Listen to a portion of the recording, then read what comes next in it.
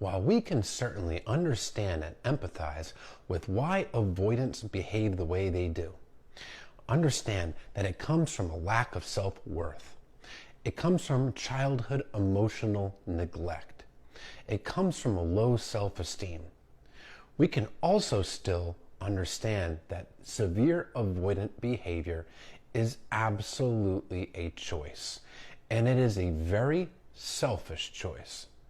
When the avoidant does things like pull away, ghost, cheat, stonewall, discard, they are only considering themselves. They are only thinking of what they perceive their own immediate needs and wants to be. They are only impulsively thinking of what it is that they desire in that moment. They are not considering the ramifications and the emotional damage that they're going to cause to their partner. They're not thinking of their partner at all. They're only thinking of themselves. It's extremely self-absorbed. Yes, it comes from a place of attachment wounds. It comes from a place of low self-esteem. But here's the thing. Everybody has free will. They could choose to communicate instead of pulling away, disappearing, and ghosting. They could do it, but they choose not to.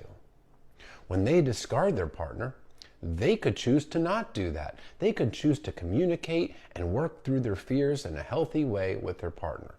They choose not to. It's a choice. Nobody is forcing them to behave this way. It is their own free will. And they are so wrapped up in themselves, so wrapped up in their own need for immediate gratification, that they do things to other people that are very, very hurtful and harmful.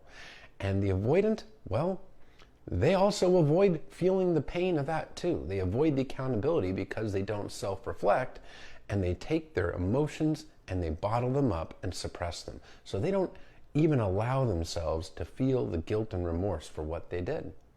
Now, sometimes they do feel it. They can eventually get to the point where they allow themselves to feel regret for hurting somebody. But many avoidants distract themselves to the point where they don't even feel that. The point is, this behavior is a choice. It is a very selfish choice. Now, an avoidant is not doomed to repeat this behavior for their entire lives if they want to change.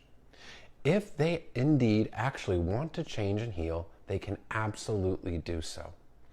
They can go to therapy.